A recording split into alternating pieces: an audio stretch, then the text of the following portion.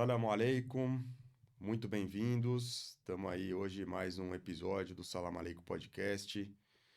Muito obrigado por estar aí acompanhando. Peço já que você dê a curtida no vídeo aí para alcançar mais pessoas, ajudar a gente aí. Se inscreve no canal se não é inscrito. E hoje estamos com uma pessoa muito especial. Ele é o imam do Centro Islâmico de Porto Alegre.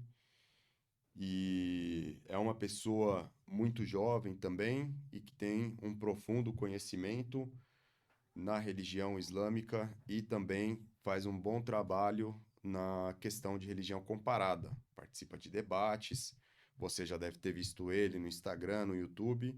E é o nosso irmão Sheikh Ahmed Bilal. Assalamu alaikum, Sheikh. Aleikum salam. Agradeço o convite dos irmãos e rogo a Deus que abençoe o programa de vocês, o canal de vocês. É um grande prazer, uma honra estar presente com vocês. Muito obrigado. Prazer e a honra é toda nossa, com certeza. Agradecemos muito aí, senhor, poder participar com a gente aí, compartilhar um pouco do seu conhecimento, da sua trajetória, da sua história. E, como de costume, a gente geralmente pergunta, e fala para a pessoa, para o convidado, contar um pouco da sua história, né? Então, eu queria começar com isso. O meu nome, como o senhor citou, é Ahmad. Eu sou palestino, né? Descendente de palestinos.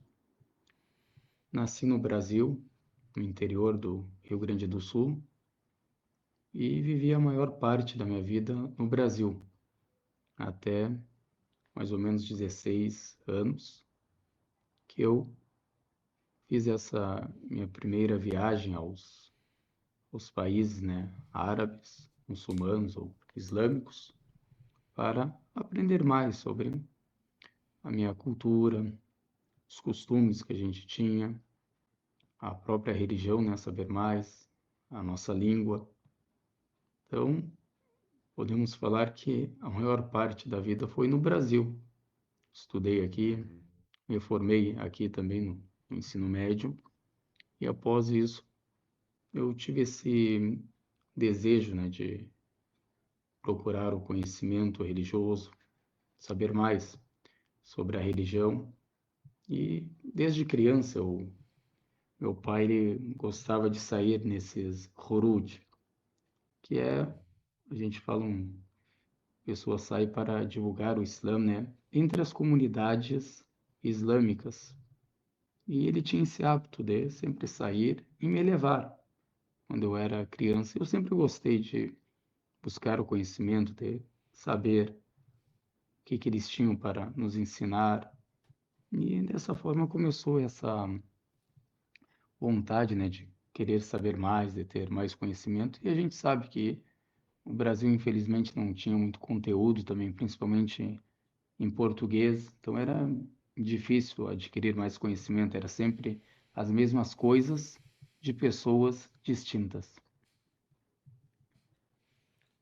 Muito bom.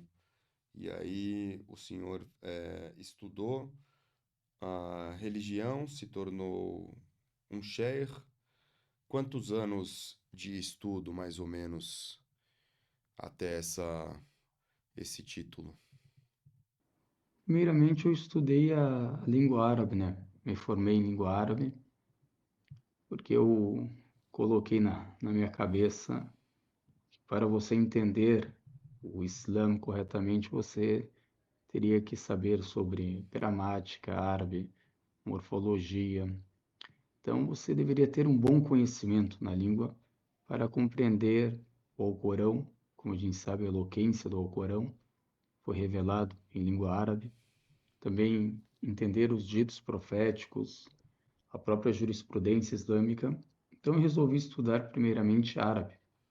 Depois que eu me formei, que surgiu essa oportunidade de ir estudar na Medina, que é uma das maiores universidades do mundo, né? Do mundo islâmico, que fica situada na Medina, que é a cidade, a segunda cidade, a gente pode falar, mais sagrada do Islã, aonde foi enterrado o mensageiro de Deus, que a paz de Deus esteja sobre ele. Então, escutei sobre essa oportunidade, gostei.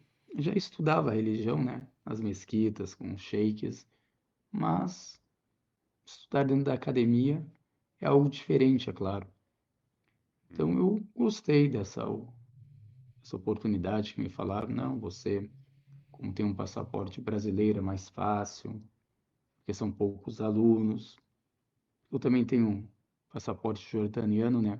Mas é mais disputado, é poucos alunos que eles escolhem entre os que fazem a inscrição. Então, eu acabei me inscrevendo, até fui fazer Umrah, eu tenho um tio lá, né? E ele me levou para a entrevista, porque a maioria das entrevistas eram feitas em São Paulo. Eles enviavam algum sheik de lá e ele entrevistava as pessoas, os alunos.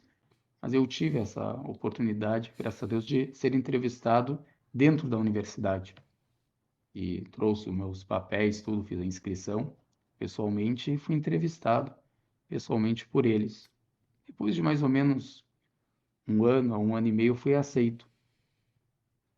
E comecei os meus estudos na universidade. Lá a universidade ela funciona de dois modos.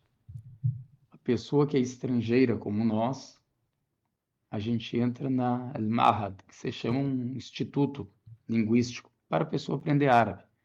Mas como eu já tinha estudado, já era formado, não precisei passar por esse instituto.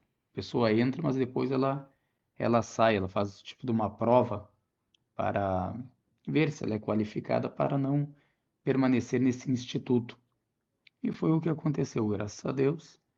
E desejei estudar Sharia, que é as leis islâmicas, né? A lei islâmica, a gente pode falar. E eu cursei por 4 anos, que é o curso, né? Ele tem um tempo determinado de 4 anos, 8 semestres. Então, esse foi o tempo de estudo. Certo. E o senhor, como brasileiro, né, viveu aqui, então, como a maioria aqui dos brasileiros muçulmanos, você viu algum aprendizado de lá que poderia ser trazido para os muçulmanos daqui, ou vice-versa? Então, além do conhecimento religioso mesmo, mas em termos de comunidade, o que que o senhor pode falar sobre isso? E essa pergunta interessante, mas são ambientes diferentes, países diferentes, então é difícil a gente responder assim, uma resposta resumida, né? Precisaria de um tempo maior, mas o que a gente pode falar para os irmãos que é importante, que a gente gosta nesses países islâmicos, é a forma como eles compartilham conhecimento, que a gente, infelizmente, não tem no Brasil ainda, que é aquela forma de divulgar o conhecimento religioso, tanto dentro das mesquitas como fora da mesquita.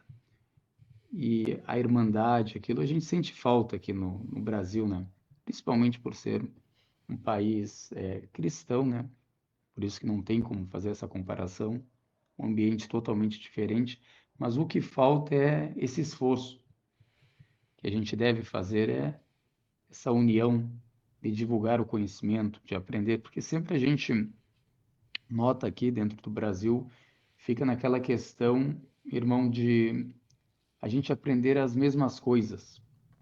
Por exemplo, a pessoa aprende os pilares do Islã, os 5 pilares, depois passa para os 6 pilares da fé e fica naquilo. Toda hora a explicação dos 5 pilares do Islã, 6 pilares da fé. A gente não tem um ambiente acadêmico para ensinar, Uhum. para explicar para as pessoas, para elas se desenvolverem. Isso que é o importante, é isso que eu acho algo mais importante que a gente encontra lá, a gente vê isso, principalmente dentro das mesquitas, não precisa ter uma universidade ou uma escola islâmica. Dentro da mesquita a gente consegue realizar isso. Legal. É, o senhor tem grande participação também em debates, né, interreligiosos, vamos chamar assim. Então, islamismo, né, teologia islâmica contra teologia cristã. E eu assisti alguns desses debates, né? E também alguns irmãos me mandaram, me recomendaram também esse conteúdo, falando muito bem da sua atuação.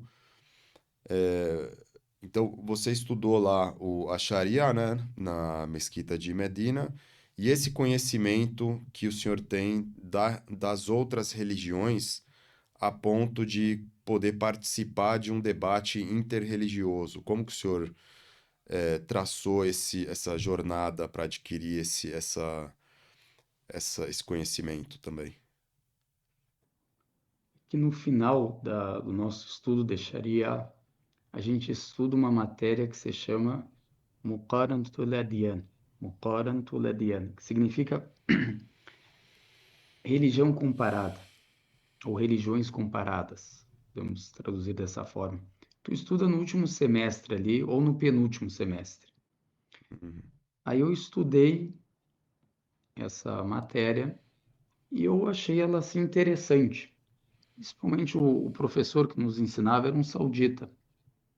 E as pessoas, como eram matérias de outra religião, não tinham o mesmo foco quando é uma matéria islâmica, né, da religião. E eu gostei, ele começou a falar sobre a introdução do judaísmo e do cristianismo. Ele também ensina outras religiões, mas ele focava mais nessas, que se chamam as religiões abraâmicas, né, que a gente conhece aqui no Ocidente.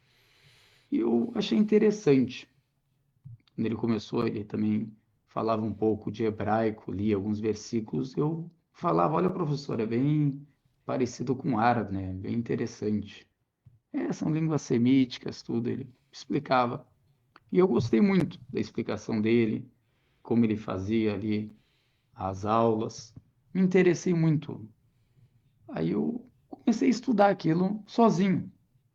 Ele falou aqui desse livro, ele citava algumas referências bibliográficas. Eu ia atrás dessas referências, começava a ler, até a própria lei judaica, né? Halakha. E a gente, assim, eu me interessei bastante. E chegou a época das provas, eu me lembro, que eu nem precisei estudar, na verdade, de tão focado que eu estava naquela matéria. Eu me lembro que eu nem Uhum. precisei abrir nenhum livro. Ou seja, eu já tinha tudo na cabeça, tinha estudado, não porque tinha uma prova, mas porque eu queria saber, aquilo me chamou assim a Curiosidade. atenção, a curiosidade. Aí eu comecei a estudar, passei, foi só essa matéria, né? E seguimos a vida. Aí estudei depois que eu acabei a Universidade da Sharia, eu fui para a Jordânia, depois de formado, né? Eu me formei em 2019, no final de 2019, e fui para a Jordânia continuar os meus estudos, né? Fazer um mestrado na al-fiqh, que significa jurisprudência, né? Se a gente fosse traduzir. E escolhi uma escola específica, aqui na Jordânia tem as 4 escolas, tu pode escolher uma Uhum. dessas escolas. Aí escolhi a escola Shafi'i e comecei os meus estudos no mestrado. E acabei esquecendo ali o interesse. Sabe como que é, né? A pessoa tem família, troca de país, outra Uhum. universidade. Então, eu acabei esquecendo essa questão de religião comparada e comecei a estudar a jurisprudência, até que recebi uma proposta, né, para vir divulgar o Islã no Brasil, por ter poucas pessoas que falam o português. Me agradei da proposta, tive que trancar, né, os meus estudos, né, faltava ali um semestre, tive que trancá-lo e me dirigir ao Brasil. E foi a primeira comunidade que eu trabalhei no Brasil como um sheik, né, um imã, porque antes, quando eu era pequeno, como estudava, sempre eu fazia palestras em mesquitas menores, mas era um jovem ainda, né? querendo aprender, né? Um aprendiz como sou até hoje, né? E até, inshallah, o final da minha vida. Eu sou apenas um aprendiz, né? Apenas um aluno do conhecimento. Então, aí eu cheguei aqui no Brasil, fiquei assim mais ou menos uns 7 anos sem entrar no Brasil. Foi até algo diferente para mim, escutar novamente o português. Tinha me esquecido de muitas palavras, às vezes. Tinha alguns sotaques em algumas palavras, porque fazia tempo que eu não falava também. E lá a gente não tinha muitos brasileiros também, né, para se comunicar. E fui transferido para o Nordeste, que tem uma comunidade, na verdade, a única mesquita que tem, né, em Sergipe, que é o menor estado do Brasil, como sabemos. Fui transferido para a cidade de Itabaianinha, que é o interior do Sergipe. Fica mais ou menos 2 horas de Aracaju, que é a capital de Sergipe. E quando eu cheguei na comunidade, os primeiros dias, eu notei que tinham pessoas de outras religiões, principalmente do cristianismo. Ali não é sempre que a gente vê isso nas mesquitas do Brasil. Sempre tem pessoas visitantes, como aqui em Porto Alegre, todo dia tem uma pessoa visitante, querendo conhecer o Uhum. Islã, mas eram pessoas convictas do cristianismo, até alguns se diziam pastores que tiveram igrejas no passado. E eu fazia minha aula e sempre tinha um questionamento sobre Bíblia, e não era algo que a gente ouve dentro de uma mesquita, né? Não é algo natural, podemos falar assim, alguém perguntar sobre Bíblia dentro de uma mesquita. Não é algo comum para nós. E Uhum. começavam a debater entre eles sobre Bíblia, esses cristãos, né? Com os outros muçulmanos que tinham conhecimento também sobre a Bíblia, porque essa comunidade que a gente sabe de Itabaianinha é uma comunidade bem famosa, né? Ela se converteu, ela era uma igreja evangélica e passou a ser uma mesquita islâmica, ou seja, era uma igreja evangélica que o pastor ali procurou o conhecimento, os adeptos também procuraram o conhecimento, o irmão Mustafa, né, do Paquistão, que ele é o imã da comunidade de Aracaju, né? Então ele ensinou essas Acho que eu pessoas o conheci Islã, ele, viu? explicou, não sei Ele se tu veio, acho conhece que o para irmão. Guarulhos já. O irmão, ele se movimenta muito, viaja muito. Então ele começou a explicar para essa comunidade cristã, né, essa cristandade, até que eles queriam mais e mais conhecimento, e ele teve que chamar o Sheikh Ali Abduni, que Uhum. se dirigiu lá, ensinou eles mais, e graças a Deus eles fizeram a charrada. Então a gente tem uma igreja evangélica se tornando em uma mesquita islâmica. Então eles Inshallah. ficaram com aquele conhecimento que eles tinham antes, eram cristãos, gostavam de falar sobre a Bíblia, tinham conhecimento sobre a Bíblia, e depois aceitam o Islã e começam a aprender o Alcorão. Então tinha esse debate entre eles dentro da mesquita. Aí eu falei, olha, eu sendo imã daqui, eu tenho que saber pelo menos o que eles estão falando. Era profecia para cá, profecia para lá, Daniel para cá, Gênesis para cá, citam Êxodo para cá. Mesmo que eu tinha estudado já, só a gente estudou que é uma introdução ali, o Aham.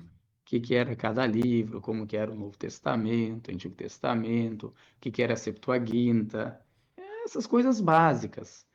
A gente não tinha um conhecimento, não fomos ensinados a saber quantos capítulos tem, quais são os versículos, as principais crenças, a gente estudou assim por cima. Então eu falei, olha, se eu vou permanecer num ambiente como esse, até na hora da gente fazer divulgação, é toda hora o cara trazendo algo que eu não estou entendendo. Então tem algum problema aqui. Eu preciso também evoluir, aprender isso. Aí eu me lembro que até hoje eu fiz uma conta, né? E chegou para mim um cartão, me deram. Falei, sabe de uma coisa, eu vou comprar essa Bíblia aí para ler, eu quero aprender isso.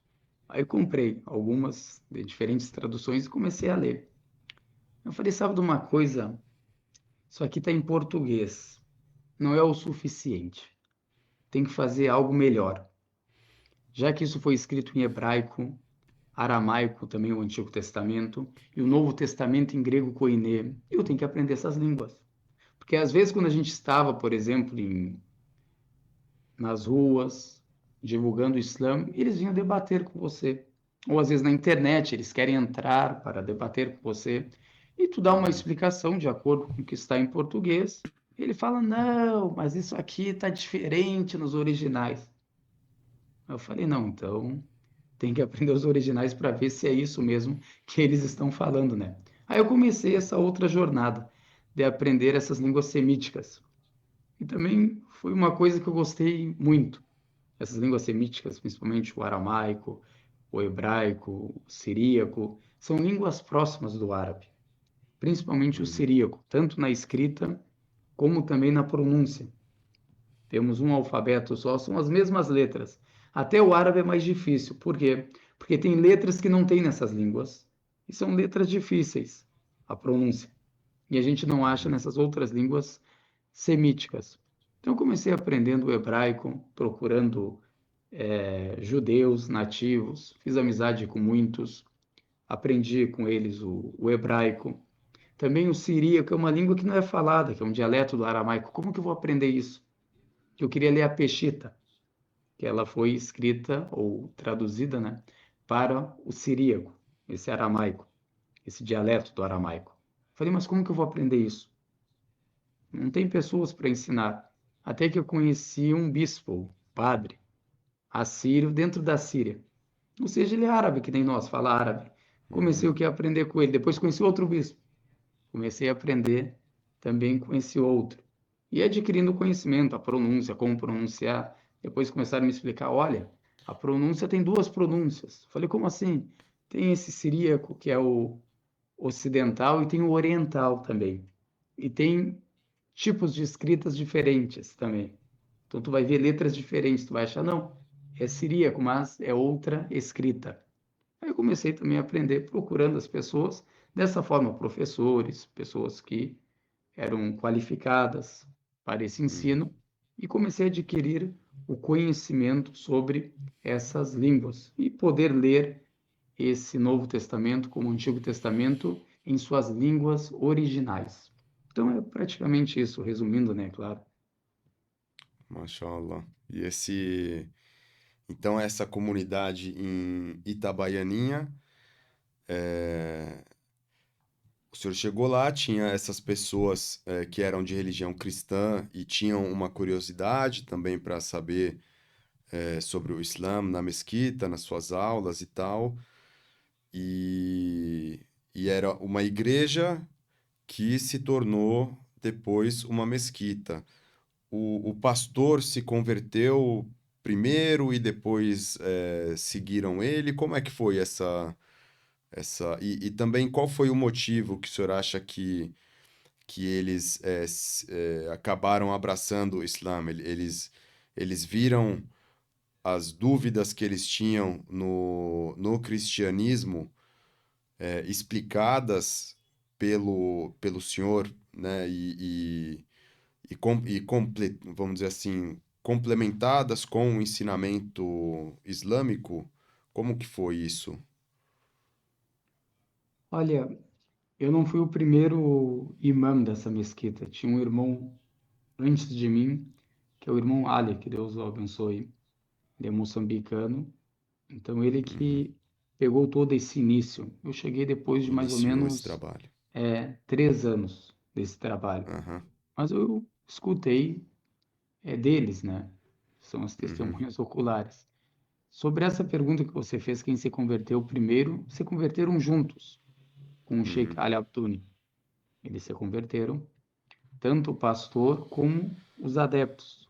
Claro que não foram todos, depois os que não se Uhum. converteram primeiramente começaram a ler e estudar, depois se converteram. Alguns não se converteram, continuaram no cristianismo. E eu perguntava para eles o que fortaleceu vocês ou incentivou vocês a aceitarem o Islã. A maioria das respostas deles é problema com a Trindade. Eles falavam para mim, olha, não faz sentido isso. Eu nunca consegui ver algo lógico ali, algum sentido nisso. Até quando a gente lê a Bíblia, a gente não consegue ver essa doutrina. Uhum. Então, isso me incomodava. Então, essas pessoas. E essa própria igreja, o pastor, ele tinha já um pensamento unitário. Ou seja, ele não era trinitariano, ou trinitário, esse pastor. E sim unitário, ou seja, que nem nós, monoteístas unitários. Acreditamos somente em um Deus. E também em uma só pessoa, né? Não é um ser com três pessoas distintas em um Deus, né? O três em um, como eles falam, ou vice-versa. Então não fazia sentido. E hoje eu, como converso, sempre divulgo nas ruas, isso não faz sentido para a maioria dos cristãos. E a outra maioria ela não entende o que é isso, que isso significa, ela não consegue te explicar isso.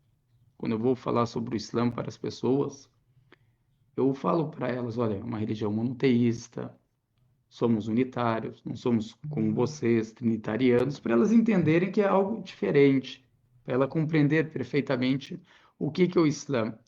E eu noto que eles não sabem o que é isso. Até quando você pergunta para eles o que significa a filho de Deus. Jesus é filho de Deus, Jesus não é Deus, ele é o filho de Deus, está claro. Ou seja, ela não entende a própria crença, Uhum. que fala Deus Pai, Deus Filho, Deus Espírito Santo. Então a maioria deles são dessa forma, eles não entendem a própria crença. E os outros, os que entendem, não enxergam algum sentido. Por quê? Porque se tu vai abrir a Bíblia, desde Gênesis até Apocalipse, tu não vai ver essa trindade, principalmente essa palavra. Esse conceito ele é construído principalmente pelos pais da igreja. Então esse é o maior motivo que eles deixaram de crer nessa parte do cristianismo. E quando escutaram sobre o Islã, eles falam para mim era tudo o que a gente esperava, ou seja, o monoteísmo puro, o mensageiro de Deus, quando a gente escutou sobre a biografia dele, sobre esse homem, por isso que eu falo, a pessoa ela tem que, a pessoa que está pesquisando, procurando sobre o Islã, a melhor coisa que ela pode fazer é ler a biografia do profeta Muhammad, que a paz de Deus sobre ele. Quem foi esse homem? Como que ele se comportava com as pessoas? Eu tenho até uma aula que eu fiz para alguns universitários que não são muçulmanos, a maioria são cristãos ou até ateus, agnósticos, de outras religiões, sobre como o profeta Muhammad, que a paz sobre ele, tratava as diferentes classes. Como ele tratava, por exemplo, a criança, como ele tratava as mulheres, como que ele tratava os não muçulmanos, os animais, os pecadores. Isso é importante, a gente saber quem é esse homem. Um homem que nasceu em uma sociedade pagã. A gente vê que ele transformou em 23 anos mais ou menos uma sociedade pagã em uma sociedade monoteísta, que acredita no único Deus verdadeiro. Uma sociedade preconceituosa, machista, racista, supremacista. Em 23 anos, olha como se tornaram essas pessoas. Olha o amor que ele criou entre elas. Se tu perguntar para qualquer sociólogo sobre isso, ele vai falar: é impossível. Nesse tempo, é impossível ter isso acontecido. E o mais impossível ainda, e o mais importante, é que ele não tinha nem estrutura para fazer isso e nem ferramentas para realizar isso. Isso que chama mais atenção nessa incrível, a gente pode falar, mudança dessas pessoas. Mashallah. E eu vejo, né, alguns debates seus com cristãos, vejo também debates de pessoas do exterior, né, principalmente Inglaterra, faz um trabalho parecido também muito ativo, né? Eles fazem bastante debates lá.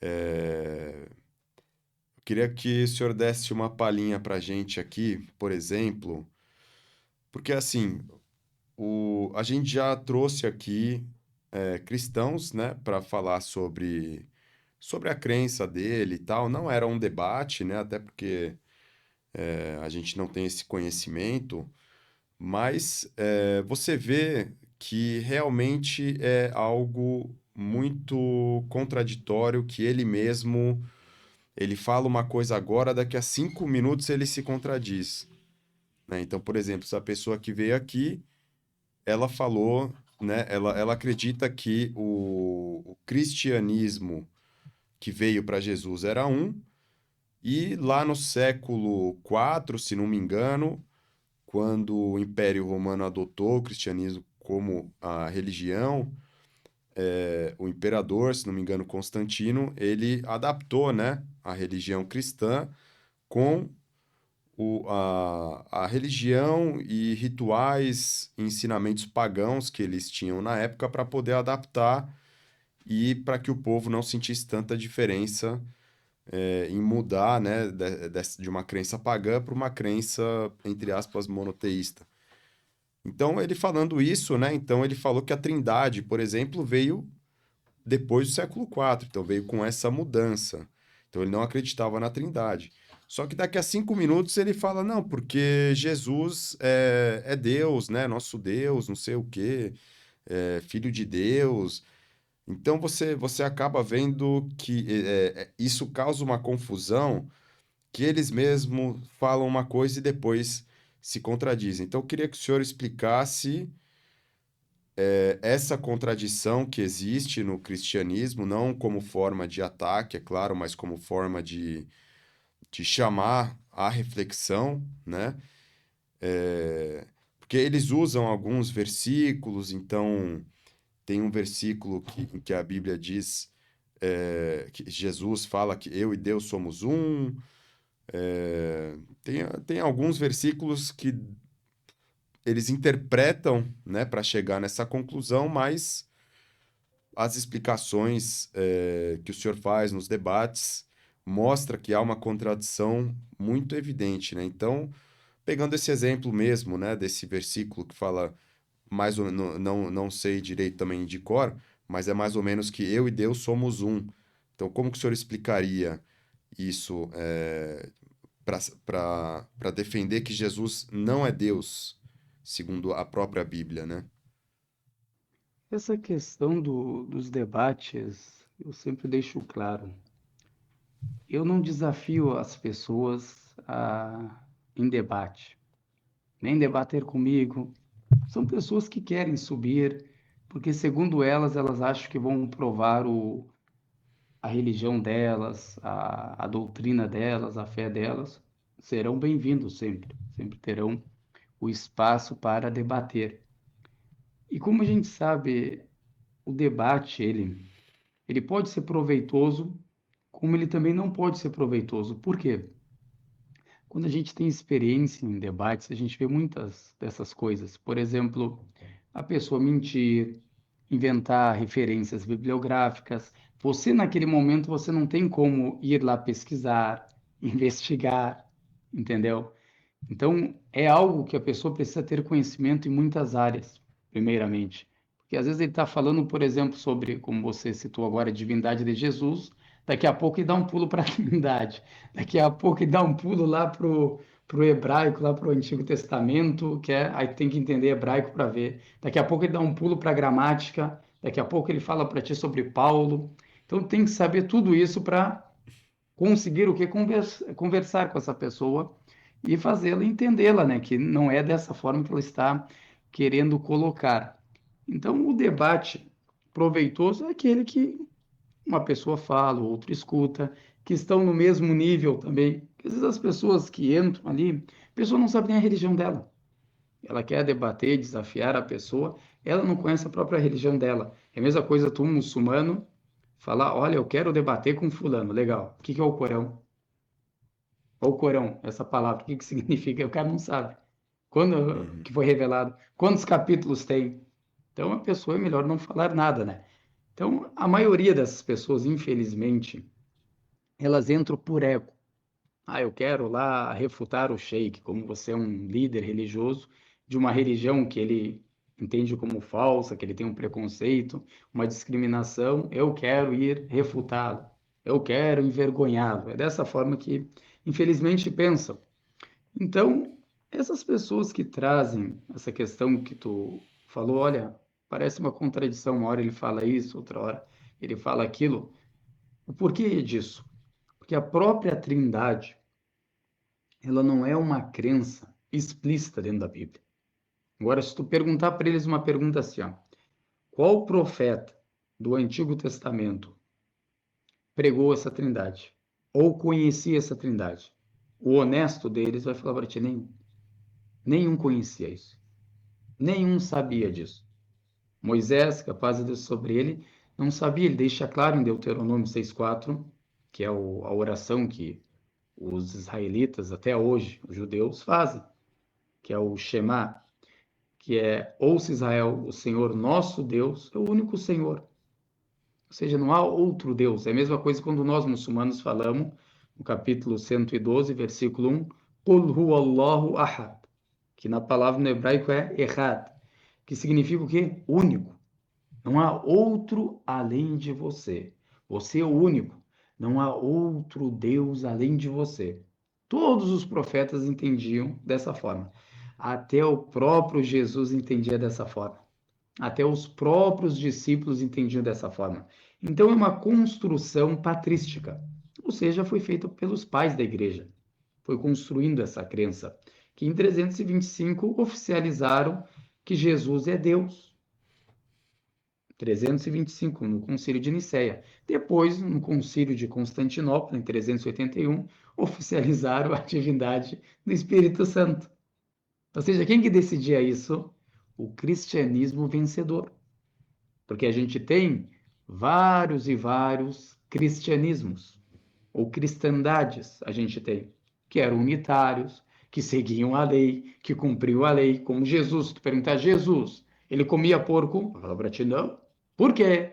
Ah, porque Jesus seguia a lei, era judeu. E tu por que come porco?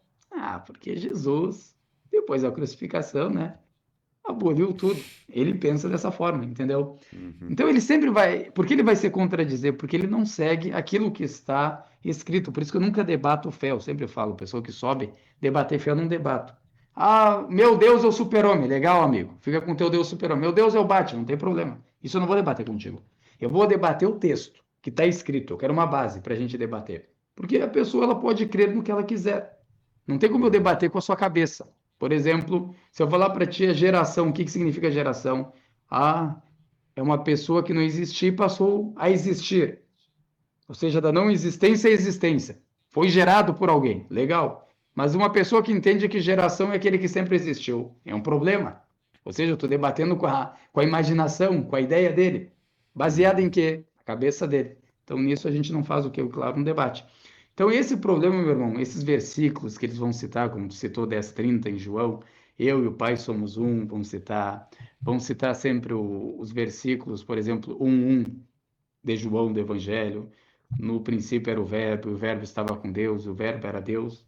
Então, se a pessoa entender esse versículo, ela vai entender que está falando sobre dois deuses, um politeísmo puro. Não tem como você estar com alguém e ser o mesmo alguém. Agora eu estou com o irmão Amir. Não tem como eu ser ele mesmo. Ou seja, é uma Uhum. pessoa diferente, é um ser diferente. Mas aqui é claro que o Verbo estava com Deus e o Verbo era o próprio Deus. E se tu for ver, lendo os versículos, esse prólogo de João tem 18 versículos. No último, tu vai ver que tem um Deus que jamais foi visto e um Deus unigênito, que eles acreditam que é Jesus ali, que revelou esse Deus que jamais foi visto. Então, se a gente tem um Deus que foi visto, que veio revelar outro Deus que jamais foi visto, então aqui a gente tem dois deuses. Isso seria politeísmo, é claro, ou enoteísmo, um Deus maior do que o outro, como alguns interpretam, né? Então é dessa forma que eles vão trazer, também tudo fora de contexto. Até o Bart Ehrman, que é um grande acadêmico, ele fala assim no livro dele, Como Jesus se tornou Deus, ele fala, olha, se você ler apenas os três primeiros evangelhos, Evangelho de Marcos, de Mateus e de Lucas, e não ler o Evangelho de João, tu nunca vai imaginar que Jesus poderia ser Deus, que Jesus é Deus, nesses três evangelhos. É claro, ele até nega a divindade, por exemplo, se a gente for em 10:18, em Marcos, quando aquele jovem chama ele de bom, ele fala: bom, bom é só um, Deus. Ou seja, ele nega a divindade claramente, que ele não é Deus. E tem dentro da patrística, a gente vê esse próprio versículo, quando a gente vai investigar, não está escrito Deus ali, está escrito bom é só um, o Pai que está nos céus. Para eles não falarem para ti, não, é que Deus pode significar as três pessoas, o Pai, o Filho e o Espírito Santo. Então não tem nenhum problema dele falar que é Deus, porque Jesus é Deus. Mas ele não está falando Deus, está falando o Pai que está nos céus, como a gente vê nos escritos dos pais da igreja, como Orígenes, Irineu de Leão e outros que citaram o versículo dessa forma. Então eu e o Pai somos um ali, um em objetivo, como ele mesmo falou para os discípulos, que eles eram um, como ele era com o Pai. Ninguém entendeu isso, que todos eram deuses ali. A gente teria os 12, mais os dois, mais um Espírito Santo. A gente teria 15 deuses diferentes, mas ninguém conseguiu entender dessa forma, é claro. Um em um propósito. É a mesma coisa quando eu falo para você, Amir. Por exemplo, a gente está num restaurante. Aí a gente acabou de jantar. Aí chegamos na hora de pagar, ficamos brigando, eu e você, quem que paga a conta? Aí eu falo para você, Amir, eu e você somos um. Aí o que que tu vai entender? Que eu me tornei você ali? Não, o meu dinheiro e o seu é único. A gente somos irmãos, não liga para isso. Ou seja, estamos no mesmo propósito. Quando eu e você saímos para divulgar a religião de Deus, eu falo, Amir, eu e você somos um. Temos o mesmo objetivo de ensinar às pessoas o caminho de Deus, de mostrar para elas o que Deus Altíssimo revelou. Não é que eu sou você, que a gente se fundiu ali como um Super Saiyajin, que eu falo para eles, é o Goku fazendo fusão com Vegeta e dessa forma. Não é dessa forma. Ou seja, um em propósito. E quando a gente lê o capítulo inteiro, o 10 de João, a gente vai ver que ele está falando sobre proteger as ovelhas. Então, tanto o pai como o filho, ele tem um propósito de proteger as ovelhas. Quem são essas ovelhas? Os crentes, as pessoas que creram. E depois também a gente vê, quando ele fala sobre Salmos 82:6, ele cita, que ele fala, Atem Elohim, que significa, vós sois deuses, claramente. Ou seja, vocês são deuses, falando para quem? Para os juízes. Então, Jesus explica esse versículo para eles, que é um versículo metafórico, não é literal esse versículo, mostrando para eles que, no 10:35, que a pessoa que recebeu a palavra de Deus, a mensagem de Deus, era chamada de Deus. E esses juízes foram chamados de Deus porque eles ordenavam e julgavam de acordo com a autoridade de Deus, não porque eles eram deuses, ou era o Deus próprio Elohim. Então, mais ou menos isso já fica bastante claro para as pessoas que querem entender. Então, segundo a própria Bíblia, não há essa previsão de que Jesus é filho de Deus, filho, digamos, no sentido que eles colocam, né? E nem que Jesus era Deus, ou não há esse mandamento para que adorem Jesus, segundo a própria Bíblia mesmo. Porque essa é uma dúvida, né? Porque a gente acha que, pô, eles acham que Jesus é Deus ou é filho de Deus, e isso deve estar no livro deles, né? Mas você diria, isso está na Bíblia em algum momento, ou em todos esses versículos eles interpretam de uma forma a chegar nessa conclusão que foi decidida 400 anos depois de Jesus, né? 300 e poucos anos depois que Jesus já tinha, não estava mais no mundo, né? Essa questão de afiliação dentro da Bíblia, isso não quer dizer que a pessoa é Deus, por ser filho de Deus. Porque se a gente for entender dessa forma, a gente tem, por exemplo, em Êxodo, Deus falando que Israel é o filho primogênito.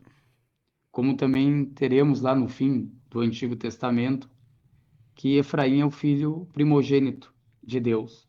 Como o próprio Salomão foi chamado de filho de Deus. Ou seja, a filiação é dada para aquelas pessoas que receberiam uma grande missão, como acontecia com os reis de Israel. Também é dada a filiação para as pessoas próximas e obedientes a Deus. Esse termo no Alcorão, para o muçulmano entender, é o termo muslimun. É esse termo. O que significa isso? Submissos a Deus. O próprio Jesus ele fala no capítulo 5 de Mateus, acho que é 5:10, se não estou enganado, os pacíficos serão chamados de filhos de Deus. Ou seja, são pessoas obedientes, que espalham paz pela terra, tementes a Deus. Serão chamados do quê? Filhos de Deus. Então, filiação, tanto nós como eles entendemos que não é uma filiação biológica. Deus não é matéria, não é algo físico, não é uma pessoa física que vai vir aqui e fazer um filho. Todo mundo sabe que não é esse o significado. Mas dentro da Bíblia, a filiação significa o quê? Aproximação de Deus. Tanto Israel, por ser o povo escolhido de Deus, é chamado de filho. Esse é meu filho primogênito.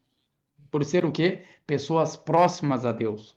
Pessoas que cumprem o mandamento de Deus. Pessoas que se afastam daquilo que Deus, o Altíssimo, proibiu. Então, essa aproximação, essa filiação é o quê? De submissão a Deus, de cumprir os seus mandamentos. Agora, a questão de temos como entender que Ele é Deus.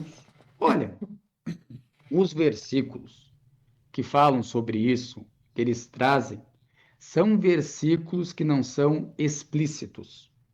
Por que não são explícitos? Porque a gente pode entender outra coisa. Eu e o Pai somos um. Você que é trinitariano, você nem poderia trazer um versículo como esse. Tu quer provar a trindade, aqui tu prova um dualismo. Duas pessoas, cadê a terceira? Entendeu? Então essa questão deles querendo falar para ti, não, mas isso aqui está falando que Jesus é Deus. A palavra Deus, Theos, que é no grego, ou Elohim no hebraico, não quer dizer que a pessoa é Deus. Moisés foi chamado de Deus, os juízes foram chamados de Deus, os anjos foram chamados de Deus, as falsas divindades foram chamados de Deus, Satanás foi chamado de Deus, Paulo foi chamado de Deus e outros. Isso não quer dizer que a pessoa que é chamado de Deus é o próprio Deus. Jesus explica isso claramente, que as pessoas que recebiam a mensagem de Deus, por serem representantes de Deus nessa terra, eram chamados de Deus. Não quer dizer que elas eram o Deus Todo-Poderoso, o Criador de todas as coisas. Então, como a gente falou, são versículos implícitos, podemos falar assim. Não são explícitos, claros, evidentes, que não podemos entender outra coisa, como acontece, por exemplo, em Mateus 21:11, quando Jesus entra, a entrada triunfal. O que as pessoas falam? Este é o profeta Jesus de Nazaré da Galileia. Não tem como entender outra coisa. Não tem como entender esse é o profeta Jesus, quer dizer, esse é o médico Jesus. Esse é o engenheiro Jesus. Esse aí é o Jesus que subiu aos céus. Não, é um profeta, todo mundo entende perfeitamente. Ninguém vai conseguir entender outra coisa. É um versículo explícito. E até o próprio autor de João, como a gente sabe, temos 21 capítulos em João. O capítulo 21 é bem posterior, podemos falar, na questão de tempo. Não foi escrito no mesmo tempo. Não vamos falar bem posterior. Foi escrito em um tempo curto, entre o 20 e o 21, como alguns acadêmicos acreditam, que esse capítulo 21 foi escrito posteriormente. Porque a gente vê dois finais, tanto no 20 ele finalizando o evangelho, e tu vai no 21 finalizando também. Ou seja, um acréscimo posterior. Mas agora vamos para o 20, capítulo 20. A gente vai ver bem ali no final, no 30 e 31, nos versículos, que ele fala a finalidade dele ter escrito. Qual que foi o objetivo dele ter escrito esse evangelho? Ele fala para que as pessoas creiam que Jesus é o Messias, o Filho do Deus vivo. Ou seja, ele escreveu esse evangelho não é para provar que Jesus é Deus, e sim que ele é o Messias. E nós sabemos que o Messias, dentro do judaísmo, é um profeta de Deus, é um ser humano que tem início, que morrerá, como qualquer ser humano. E não um Deus encarnado, servo de Deus. Ele é descrito como servo de Deus, que ele governará, como Deus fala, por exemplo, em Isaías, no capítulo 11, fala sobre esse reino, terreno que ele terá. Ou seja, ele governará, Deus fará ele um governador, ou seja, um ser humano. e não o próprio Deus encarnado. Deus chama ele de meu servo. Deus fala com ele, e não o próprio Deus encarnado, ou seja, Deus falando com Deus, Deus enviando Deus, Deus orando para Deus. Não faz muito sentido, é claro isso. Perfeito.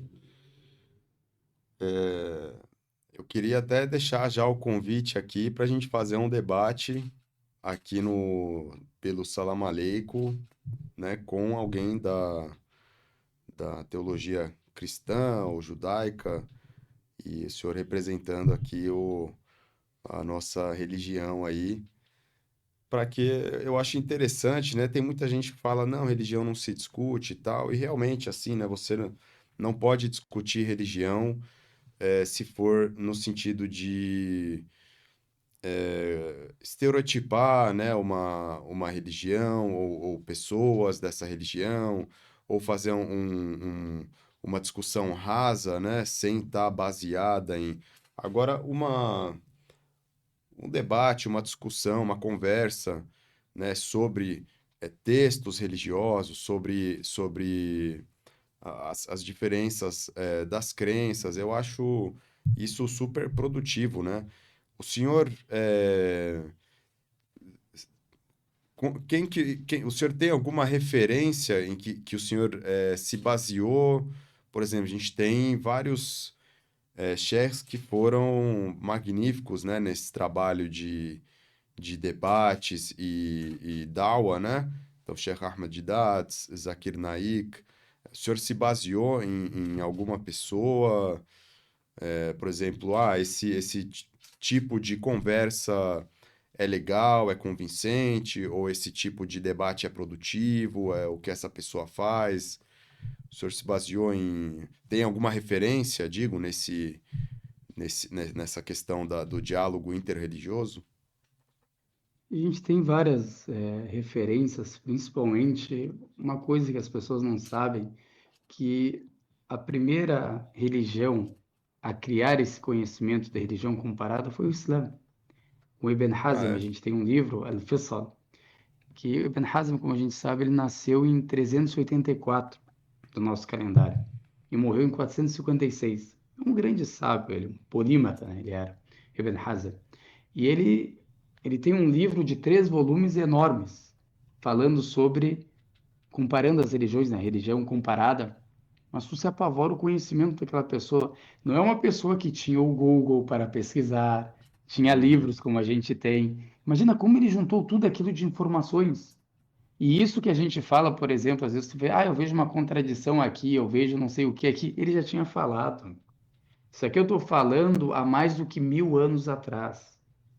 Ele já Uhum. tinha esse conhecimento dessas contradições, dessas discrepâncias, desses erros históricos, linguísticos, geográficos, anacronismos que a gente encontra nessas escrituras. Ele já sabia disso. Então a gente está muito atrasado, eles estavam muito na nossa frente. E também o que me inspirou, além do Ibn Hazm, que eu gosto muito, né, desse sábio muçulmano, poeta, como a gente sabe que ele era, grande jurista, também Rahmatullah al-Hindi. Esse homem aqui, eu falo, não sei se no Islã tem alguém maior do que ele nesse debate, principalmente interreligioso. E ele tem um livro assim extraordinário, que se chama Idhar al-Haq, que ele escreveu. Tem mais ou menos 5 volumes, grandes, que ele, como a gente sabe, né, na Índia foi colonizado pelo Império Britânico e teve muitos missionários querendo evangelizar as pessoas e começavam a trazer suspeitas tanto do Alcorão, tentando explicar a religião deles que faz mais sentido. Então, Rahmatullah al-Hindi falou, tem que ter alguém para essas pessoas. E começou a estudar, ele ficou assim, ele teve um conhecimento sobre, principalmente o cristianismo, que é algo assim apavorante, o que que ele conhecia. Às vezes tem algumas pessoas que falam, mas vocês muçulmanos encontram isso, por exemplo, esses acréscimos, essas deturpações, vocês tiraram dos acadêmicos, que começou ali a crítica textual, no século XVIII ali, então vocês aprenderam com eles. Pelo contrário, esses muçulmanos já sabiam disso antes desses acadêmicos começarem essa crítica textual, eles já tinham informação sobre isso, sobre esses acréscimos, por exemplo, de Marcos, o acréscimo que a gente tem em João, também os 12 versículos da mulher adúltera, e outros acréscimos que nós temos. Então, eles já sabiam sobre isso. Então, é uma pessoa que é uma referência, que Deus tenha misericórdia dele, como também Al-Qarafi, que foi um grande sábio também que escreveu livros sobre religiões comparadas, Al-Qurtubi também, Ibn Taymiyyah, Ibn Qayyim, Al-Alusi, Al-Ghazali e vários outros que são uma referência para a gente, são grandes filósofos também dentro do Islã e mostraram, conseguiram provar que isso não se sustenta, principalmente dentro das escrituras que não consegue enxergar essa doutrina que eles falam que é uma doutrina de Deus, o Altíssimo, mas você não consegue enxergar isso dentro das escrituras. Então essas são as referências, né, que a gente se baseou. Legal. E o senhor já viajou para outros países, além de países do Oriente Médio, para conhecer comunidades em outros lugares, comunidades muçulmanas, né? Só o Oriente Médio mesmo que eu viajei. Certo. E passando para perguntas assim mais da sua impressão e da sua percepção sobre o Islã no Brasil. A comunidade muçulmana brasileira, no geral, ela está preparada para um crescimento de muçulmanos no Brasil, tanto no sentido do Dawa, né? Está sendo feito Dawa corretamente ou suficiente, e se está, a comunidade está preparada, estruturada para receber novos muçulmanos, caso eventualmente haja conversões, igual o senhor falou que houve uma conversão ali em massa, né? Pode-se dizer, na cidade ali de Itabaianinha. Olha, meu irmão, o Islã no Brasil tem irmãos, às vezes, que comparam, até tu citou, né? Os irmãos da Inglaterra, dos Estados Unidos. Isso é um orgulho para a gente, os irmãos lá, o conhecimento Uhum. que eles têm também. É que não tem como tu comparar o Brasil com eles. Eles estão, a gente é os Estados Unidos vamos falar, há 80 anos atrás. O Islã nos Estados Unidos. Então, tu não tem como comparar o Brasil com essas pessoas, primeiramente. A gente está muito atrasado, aqui no Brasil, principalmente. Não temos conteúdos. Agora, a pessoa que quer saber sobre o Islã chega na mesquita para ti, o que que eu posso ler? Tu fala, lê ali o guia para o novo muçulmano. Legal, vai lá e lê. Qual outro livro que eu leio? Lê o livro Islã em Foco. Qual outro livro que eu tenho? Lê o livro Jesus, um Profeta no Islã. Tá bem. Qual o livro que eu leio após esse?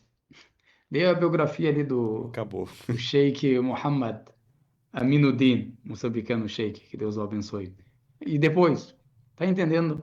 Tu não tem conteúdo para oferecer para as pessoas. E a pessoa, ela, para se desenvolver, firmar a fé dela, ela precisa procurar frequentemente o conhecimento, saber. Ela entrar na mesquita, o sheik lá tem conteúdo novo. Essa sexta o cara falou sobre isso. A outra sexta ele já trouxe algo que eu nunca tinha escutado na minha vida. Ele consegue também falar sobre a realidade, como que a gente está vivendo, nós muçulmanos. Como está a irmandade. Até a própria divulgação é muito pouca. Tu está falando de um país de quase 220 milhões de pessoas. Não é um país pequeno. E quantos muçulmanos tu tem? Não somente muçulmanos, quantos líderes religiosos com conhecimento, com qualificação para ensinar as pessoas. Como que tu vai divulgar? Não é pegar e fazer, colocar uma barraca ali no meio da rua e vou entregar folhetos. É legal, mas é o melhor método? Claro que não. Precisa de pessoas qualificadas para conversar com essas pessoas. Porque tu vai ver ali, tu vai se encontrar com budistas, tu vai se encontrar com ateus, com agnósticos, com cristãos, com judeus, com pessoa de tudo que é tipo de religião. Tu tem que ter um conhecimento também básico sobre isso, para te saber como conversar com a pessoa, como falar sobre o Islã para a pessoa. Às vezes a pessoa está passando por um problema, quer um conselho, está precisando de uma palavra amigável ali, tem que saber conversar, saber aconselhar. A pessoa está passando por um momento difícil. Então, tu encontra várias coisas ali quando você está nesse campo. Também tem pessoas que vão te agredir verbalmente, fisicamente, tu não sabe. Pessoas preconceituosas vão confundir o genocídio que está acontecendo na faixa de Gaza com a religião islâmica, vão confundir a resistência palestina com o Islã. É dessa forma, tu não sabe com quem você vai lidar. Você coloca a barraca ali, vai ter muitas pessoas que vão parar, vão conversar com você, mas você tem qualificação para fazer esse trabalho. E é isso que falta aqui. A gente evoluir em conhecimento, como os nossos irmãos estão lá na Europa. Estão anos na nossa frente. A gente não pode parar. Ah, eles estão anos na nossa frente, é uma forma de desmotivar a gente. Não. A gente deve se motivar. Falar, não, a gente tem que se esforçar mais. A gente deve mudar isso. E precisamos o que também, irmão Amir, de união. Agora, muçulmanos são poucos. Não é em toda cidade que tem mesquita. Isso acontece muito. As pessoas se convertem. Tá, aonde eu vou praticar o Islã? Na minha cidade não tem. Sou o único muçulmano ou a única muçulmana. Como que tu vai acompanhar essa pessoa que se converteu? Até agora aderiu ao Islã por convicção, mas ela quer um apoio.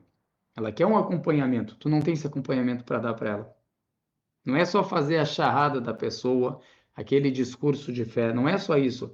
É como eu acompanhar, como a pessoa vai aprender a orar, como a pessoa vai aprender a fazer a ablução, como a pessoa vai aprender o jejum, como que ela vai aprender as doutrinas, os credos, como que ela vai aprender isso?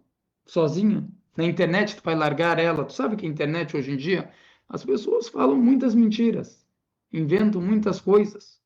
Esses dias eu estava assistindo um vídeo, o cara fala, os muçulmanos acreditam que o Mahdi é o João Batista. Imagina, isso é divulgado, tu vai ver ali o vídeo, tinha mais do que 50 mil curtidas. Então, quantas pessoas assistiram esse vídeo? Uhum. Então, é um problema isso. Isso que falta dentro da nossa comunidade. União e também pessoas qualificadas para ensinar essas pessoas. Eles falam, às vezes a gente escuta 2 milhões de muçulmanos. Alguns falam 1,5 milhão de muçulmanos. Tá, mas como que tu vai ensinar essas pessoas?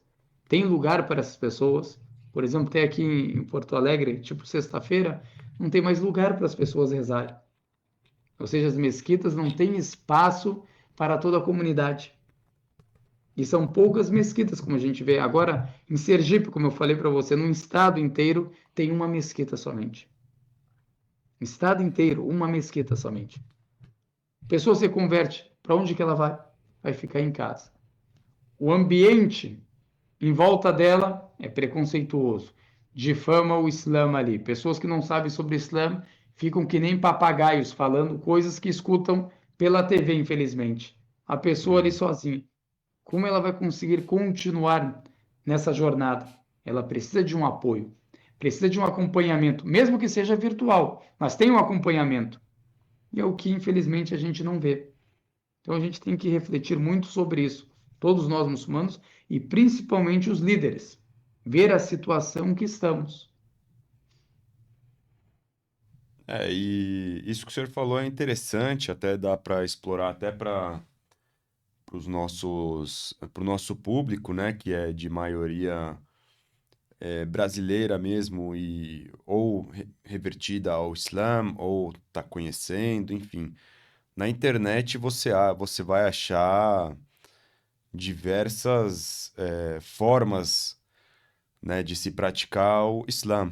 Isso porque também existe várias escolas, existe divisões, né, no Islã. Então, a pessoa que não tem o conhecimento de qual escola eu vou seguir, qual divisão, você sunita, você xiita, a pessoa fica perdida, né? Então, essa orientação, principalmente para uma pessoa nova no Islã, é fundamental, né? Porque você realmente encontra diferenças até na forma de rezar, né? Então, tem algumas pessoas que vão te falar que você tem que, no Atahiyat, né? Quando tá de joelhos no chão, tem pessoa que você, quando você fala a charrada de novo, você só coloca o dedo assim, né? Ashhadu an la ilaha illallah, ashhadu anna Muhammad Rasulullah. Tem pessoa que faz assim, Ashhadu an la ilaha illallah. Tem pessoa que faz meio assim. Então, assim, são várias formas que a pessoa que não tá, é nova no Islã, ela fica perdida. Então, realmente, essa orientação é super necessária, né, para uma pessoa Correto. recém-convertida, revertida. E o senhor acha que de que forma que a gente poderia tanto praticar melhor o Dawa pela internet, porque o senhor citou também dessa questão de entregar folhetos nas ruas, que é um trabalho muito válido, né? É, Deus recompense quem o faça também. Mas hoje você tem internet que você atinge, às vezes, milhões com um vídeo só, né? Uma forma, digamos, mais eficaz, né, de atingir. Então, o senhor acha que falta investimento da comunidade, tanto no DAWA, quanto numa criação de uma estrutura, uma organização com pessoas qualificadas que acolham recém-convertidos ou pessoas que estão ali em cima do muro já, né? E que estão com dúvidas e querem aprender mais. É, como que a gente, vamos dizer, se tiver a boa vontade da comunidade, se tiver essa união, como seria na prática essa estruturação? É importante. E também pessoalmente divulgar também é importante. Mas o problema que a gente vê é que não há o investimento para isso. A gente vê que há um grande investimento, por exemplo, para o mercado halal. É uma parte da religião, ou seja, é um dos mandamentos de Deus a gente abater como Deus o Altíssimo ordenou. Mas tem algo mais Uhum. importante que isso, que é a religião de Deus o Altíssimo, que ela deve ser o que divulgada com sabedoria. E a melhor forma de você divulgar a religião de Deus o Altíssimo, tanto pela internet como pessoalmente, é o caráter. Eu analisei isso, até antes da gente entrar nessa questão de debates, religiões comparadas. O que que a gente nota? Que as pessoas elas entram mais no Islã, não é somente através desses debates. As, a minoria que entra através de um debate. Por quê? Como eu sempre falo, ali é torcida de Corinthians e Palmeiras.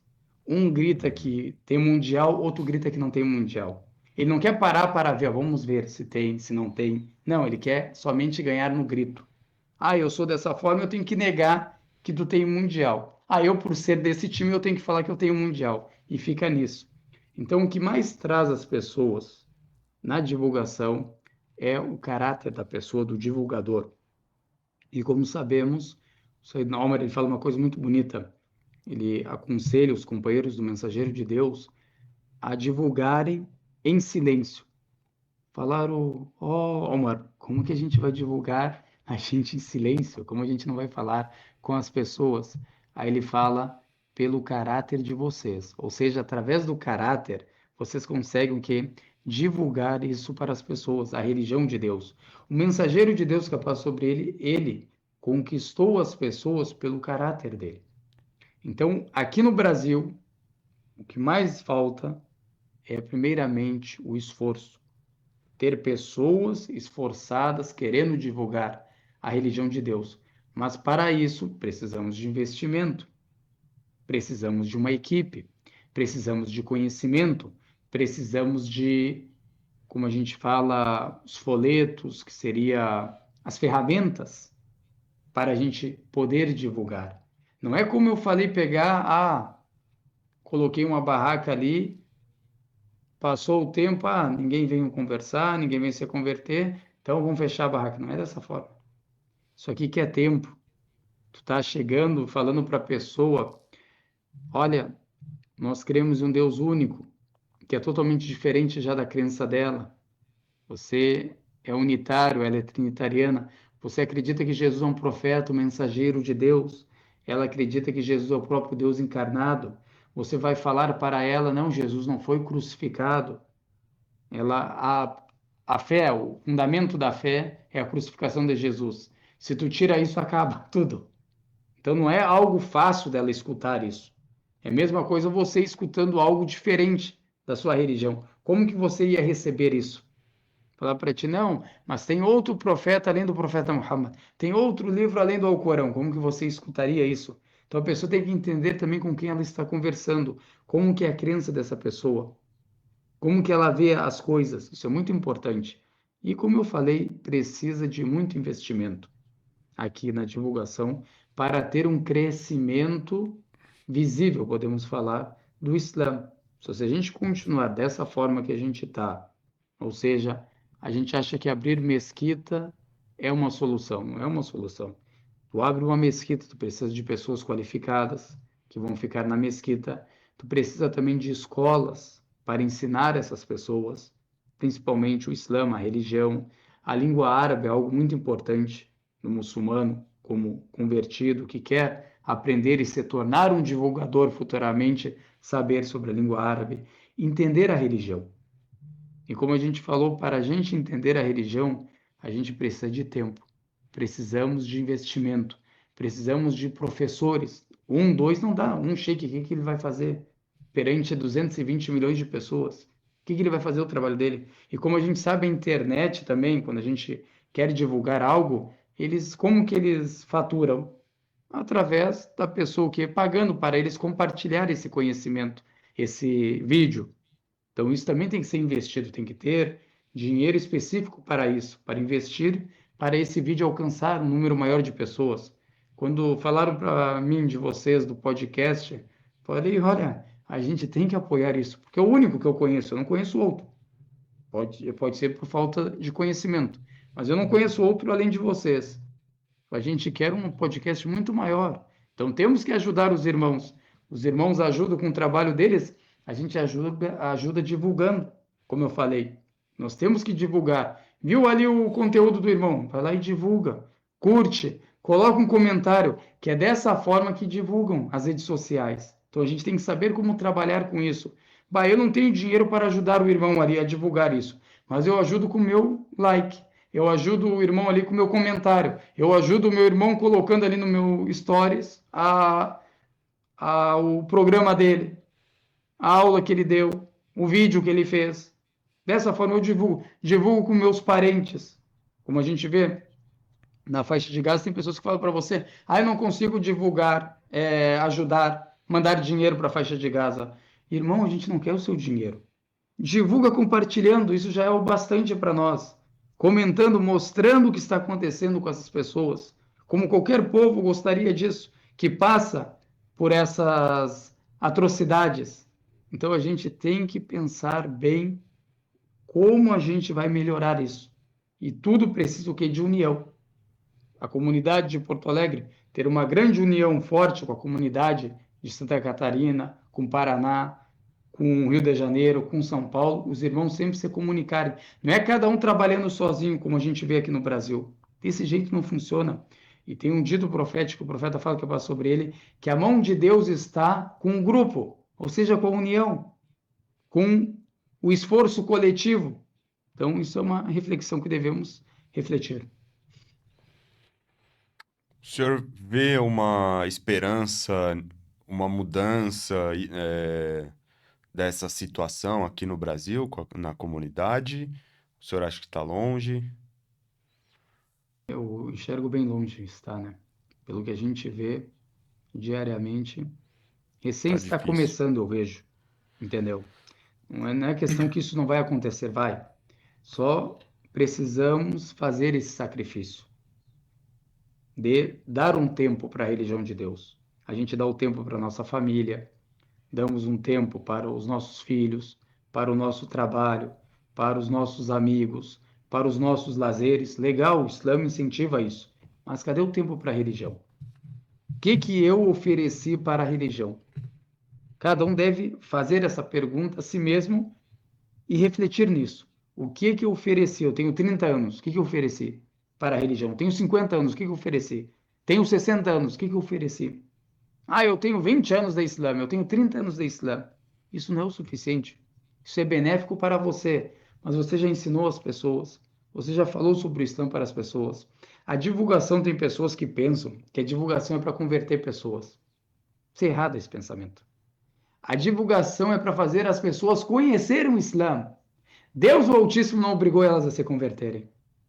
Como a gente sabe, não há compulsão enquanto a religião, como é claro os versículos do Alcorão. Mas a gente deve o que informar essas pessoas com sabedoria. Então você, quando conversa com uma pessoa, essa pessoa tem suspeitas. Pá, vocês são pessoas violentas, vocês fazem isso. Segundo quem, meu irmão, que a gente é assim? Pá, eu vi na Globo, amigo. Eu vi na Band. Tu explica para essa pessoa, conversa com essa pessoa, ela, pá, pai, eu não sabia, eu vou estudar mais. Me desculpa eu ter atacado você sem conhecimento. Então, o que que a gente. Aqui já é uma grande vitória. Tu tirou o preconceito de uma pessoa. Não precisa ela se converter ou não se converter, isso aí é entre ela e Deus. Isso não é como a nossa responsabilidade. Isso é entre ela e Deus, o Altíssimo. Que Deus guie todas as pessoas. A gente deseja o bem para todas as pessoas, mas isso é uma escolha pessoal de cada um. Mas o que que é o dever nosso de falar sobre o Islã, de informar as pessoas? Olha, isso que estão falando sobre o Islã não é dessa forma. O Islã não prega isso. Isso são calúnias, difamações sobre a religião. A religião não ensina isso. Então, isso também é uma forma da gente o quê? Divulgar o Islã, não esperando conversão. Isso depende de cada um, né? A conversão, quem guia é Deus, né? Ninguém guia outra pessoa, né? A gente não tem o poder de guiar, a gente tem a obrigação de fazer a divulgação, de mostrar, né? Levar o conhecimento à pessoa. Eu acho que aqui no Brasil, até nos países ocidentais, há uma necessidade de você fazer a divulgação do Islã. Não só de, não, é uma tarefa, é uma obrigação religiosa que a gente tem de levar o conhecimento para que as pessoas entrem no Islã. Não é só isso. Isso é muito secundário, talvez nem seja o foco. A primeira coisa é sobrevivência hoje, né? Porque você vê ataques à religião muçulmana na internet, nas ruas, você vê mulheres sofrendo ataques, mulheres muçulmanas de hijab, você vê o racismo, o preconceito. Então é uma questão de sobrevivência. Então a gente está fazendo esse podcast aqui para a pessoa conhecer o Islã, para que eles não nos matem, primeiramente, né? Porque hoje tem esse perigo, infelizmente. Amanhã, se um Silas Malafaia da vida, se um Edir Macedo da vida que controla praticamente uma multidão, falar, vamos pegar esses muçulmanos, ferrou para nós, né? Então, assim, primeira coisa é a sobrevivência nossa. As pessoas, a gente ter apoiadores aqui pessoas que vão falar, não, peraí, eu conheci o Islã, e não tem nada a ver. Eles não são terroristas, eles não são violentos, são pessoas gentis, são pessoas boas. Vamos proteger, construir aliados, né? E assim como o nosso podcast hoje, Salam Aleikum, existe o podcast Paz, né, que é de dois irmãos, Sheikh Abu e nosso irmão Orra. Existe também o Café com Bolo, que é um podcast que trata de vários assuntos, mas também fala muito sobre o Islã, que é do nosso irmão Saif. O História Islâmica, que é um canal hoje magnífico, né? Que leva conhecimento não só de Islã, mas de história islâmica, é, do conflito, né? O genocídio hoje, né? Que está acontecendo, faz conteúdo assim fenomenal.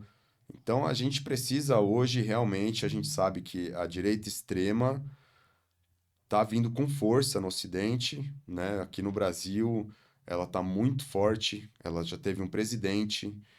Eles querem voltar à presidência, eles têm bancadas de senadores, de deputados. Então, é uma questão hoje de sobrevivência. Amanhã, se a comunidade não fizer nada aqui no Brasil, a gente vai ser caçado. Essa é a verdade.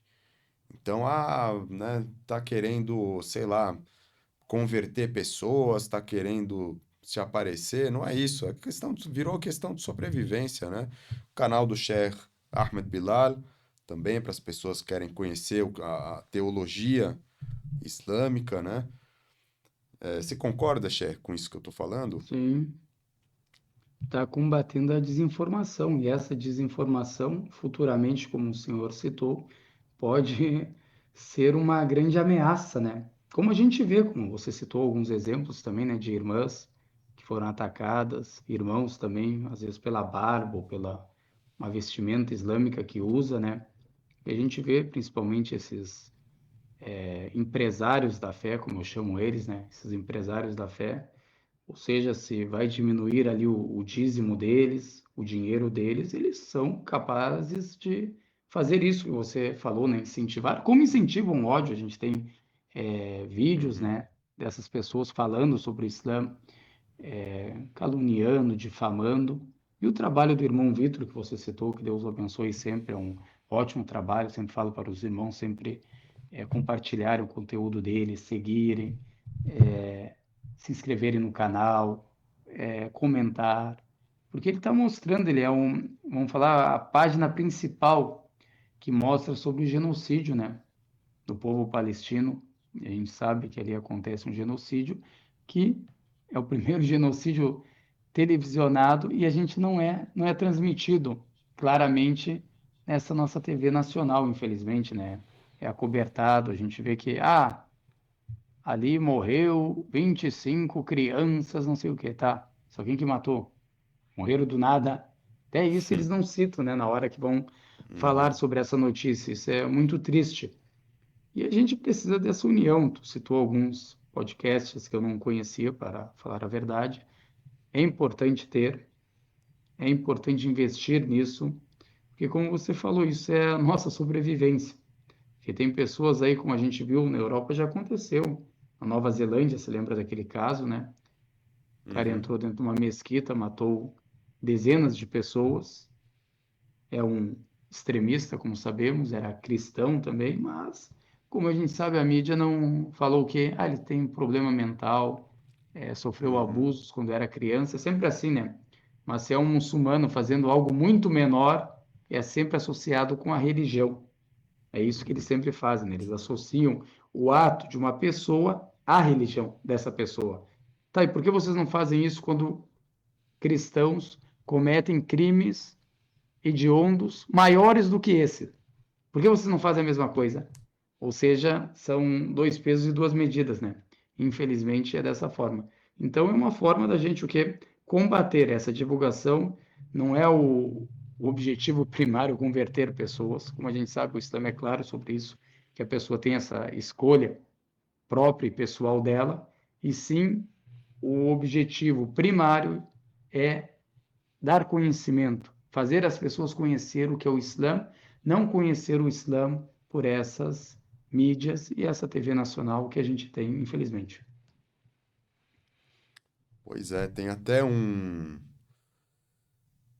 Eu não sei se as pessoas sabem disso, mas uma repórter de um site chamado Tempo Real, que é do Rio de Janeiro, me procurou para comentar sobre a perspectiva do direito criminal, uma prática que algumas igrejas, algumas seitas, né, de teologia evangélica estavam fazendo. O que que eles faziam? Eles convidavam as pessoas para um retiro espiritual. Ó, venha para um retiro espiritual, é tipo um acampamento, tipo aquele do Legendários, né? Que teve aí, ficou famoso. E aí eles não falavam exatamente o que ia acontecer. E aí as pessoas se inscreviam, tal, estamos indo lá, uma jornada da fé, né?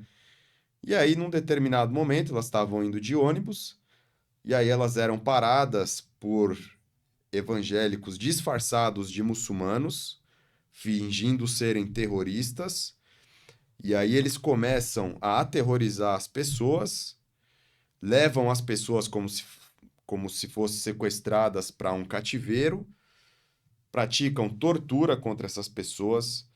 Então, para vocês terem noção, eles deixam as pessoas sem comida, ficam falando para as pessoas negarem Jesus, isso eles disfarçados de muçulmanos, né, como se fossem terroristas do Oriente Médio, e a intenção desse evento é mostrar o que os cristãos sofrem no Oriente Médio, né, o que é uma mentira. Mas eles faziam isso, inclusive, vários crimes, né, foram cometidos aí. Então, para você ter noção, tinha uma pessoa que fez um relato dizendo que ela tinha 16 anos, ou seja, era menor de idade, e eles tinham 2 minutos para tomar banho, e esses banhos eram vigiados por essas pessoas disfarçadas de terroristas. Então, assim, crimes contra a criança, crimes de tortura física, psicológica, e isso não era claro no momento de inscrição. Então, tem pessoas que saíram com transtornos mentais, né? Isso aí tá no site do jornal virtual Tempo Real, do Rio de Janeiro. A repórter Júlia Zanon fez essa matéria. Então, para quem quiser conhecer mais sobre essa história horrível, essa prática horrível, né? E aí essa imagem de Islã terrorista é criada como de uma forma traumática na pessoa, né? Então, isso é uma lavagem cerebral, falando um linguajar popular, né? Então é muito grave. E isso, não só isso, mas tem também discursos islamofóbicos em canais, na internet, em igrejas, enfim. Cheikh, o senhor tem origem palestina, né? E o senhor está também o senhor falou que fez uma série de lives sobre o conflito. Eu queria que o senhor falasse o seu canal, para quem quer, tanto o Instagram, tanto o YouTube, para quem quer assistir. E quero saber a sua perspectiva, né, como uma pessoa que tem uma origem palestina, qual a sua perspectiva sobre o que está acontecendo, né? Isso vai até religiosamente, né? Tem gente que fala que tem profecias que os muçulmanos vão se unir e vão derrotar, né, Mahdi, Anticristo, a volta de Jesus, enfim. Qual a sua perspectiva para esse conflito? A gente está realmente se aproximando do fim dos tempos? É isso? Ou não dá para saber? O que o senhor vê nessa questão que está acontecendo?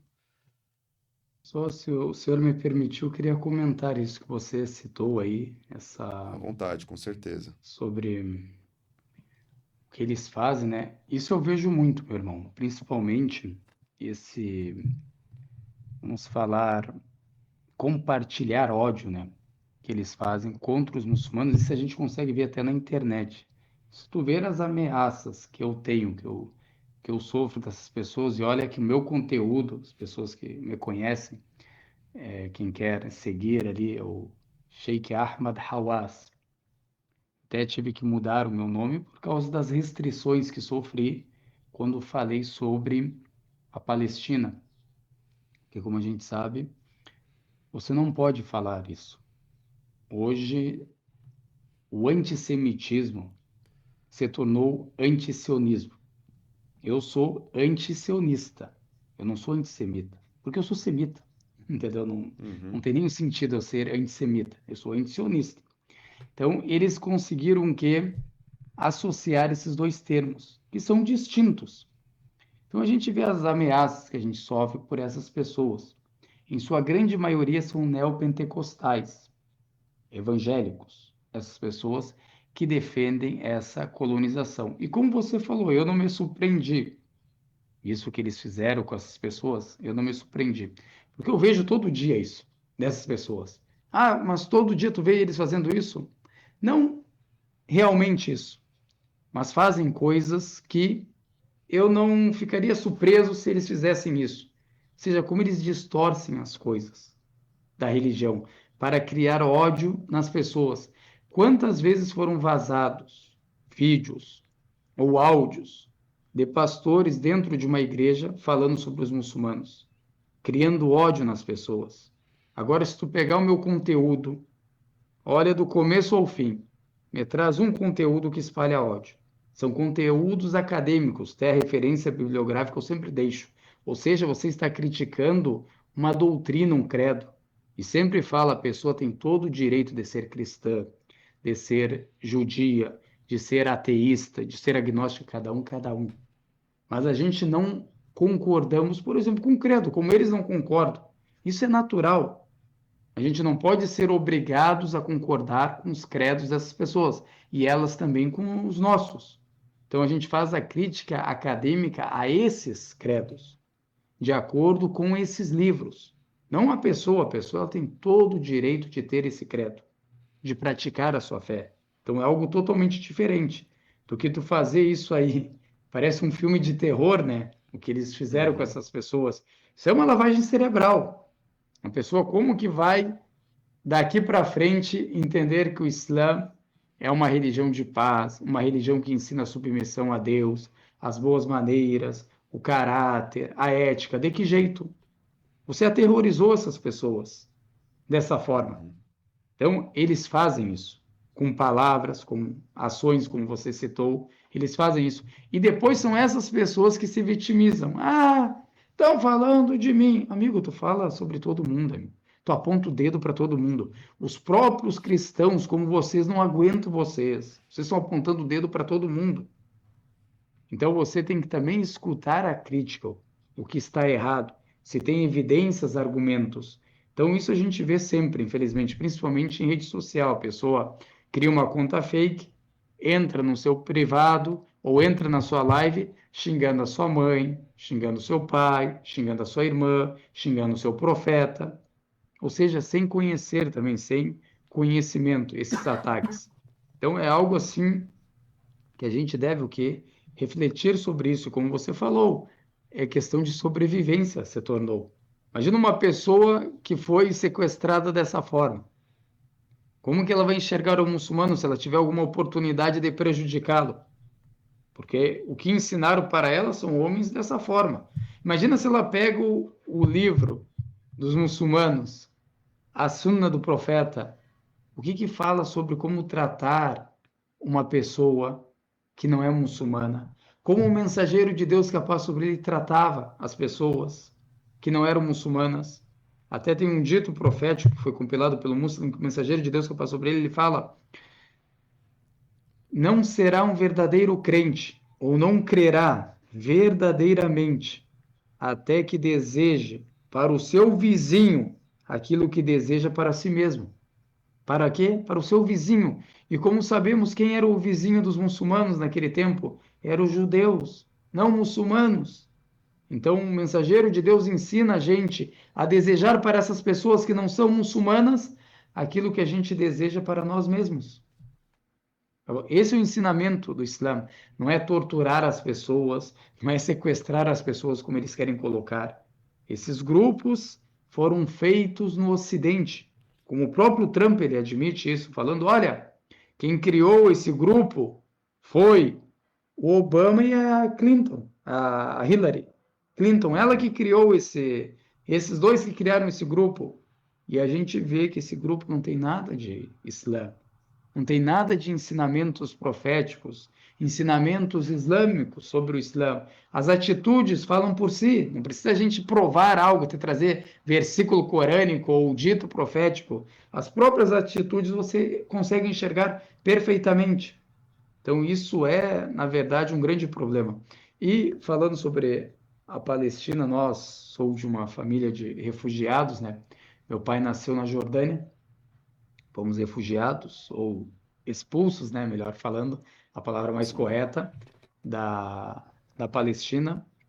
E como sabemos, não fomos só nós, mais do que 700 mil pessoas na primeira a Nakba, a catástrofe, né, a primeira, Uhum. foi expulsa da Palestina. E estamos aí pelo mundo, nós palestinos, na Jordânia, tem uma grande população palestina dentro da Jordânia, mais ou menos a metade da Jordânia é uma população palestina. Temos também no Líbano, no Iraque, no Egito, na Síria, os que saíram do Oriente Médio ali, a gente tem na Inglaterra uma comunidade, na Venezuela, no Chile, no Brasil. Então, são pessoas que perderam as suas terras.